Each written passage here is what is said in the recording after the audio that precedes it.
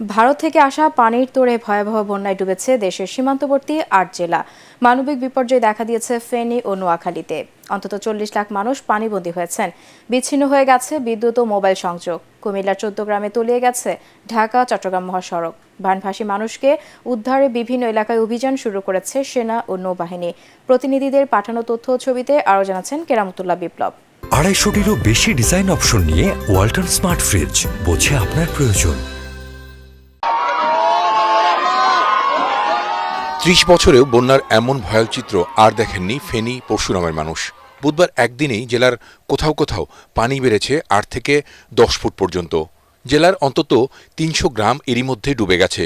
জেলা শহরের রাস্তাও তলিয়ে গেছে পানিতে। আমাদের এলাকা সব নষ্ট হয়ে গেছে, জ্বালা ধান পাইছে সব গেছে। ফুলগাজী, পরশুরাম এবং ছাগলনাইয়া উপজেলার ৯৫%-রও বেশি এলাকা এখন পানির নিচে। অন্তত ১০ লাখ মানুষ ক্ষতিগ্রস্ত হয়েছেন এই জেলায়। পানিবন্দী তারা, অনেকের ঘরবাড়িও ভেসে গেছে। সেনা, নৌবাহিনী এবং কোস্টগার্ডের ২৪টি বোট বুধবার বিকেল থেকে তাদের উদ্ধারে অভিযান চালাচ্ছে। তবে প্রবল স্রোত আর পানির তোড়ে উদ্ধার কার্যক্রম ব্যাহত হচ্ছে।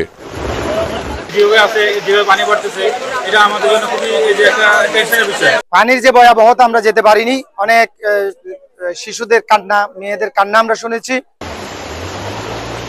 ভারতের ত্রিপুরা সংলগ্ন ব্রাহ্মণবাড়িয়া জেলার বন্যা পরিস্থিতিও মারাত্মক রূপ নিয়েছে। বাঁধ, ব্রিজ ভেঙে বন্ধ হয়ে গেছে আখাউড়া আগরতলা মহাসড়ক। তার ওপর দিয়ে চলছে তীব্র স্রোত। আখাউড়া স্থলবন্দরের কোথাও হাঁটু, কোথাও কোমর সমান পানি। বন্ধ করে দেয়া হয়েছে সব ধরনের আমদানি, রপ্তানি ও যাত্রী পারাপার।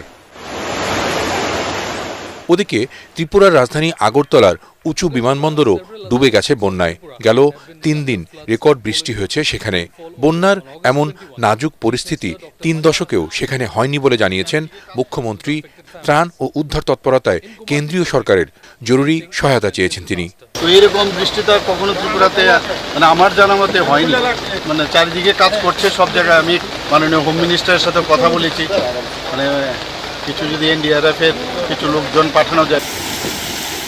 ৩১ বছর পর ত্রিপুরার ডম্বুর জলাধারের গেট খুলে দেয় সীমান্তবর্তী সিলেট, মৌলভীবাজার, ব্রাহ্মণবাড়িয়া, ফেনী, নোয়াখালী, কুমিল্লা, খাগড়াছড়ি ও চট্টগ্রামে হঠাৎ এই বন্যা পরিস্থিতি তৈরি হয়েছে বলে মনে করছেন বিশেষজ্ঞরা।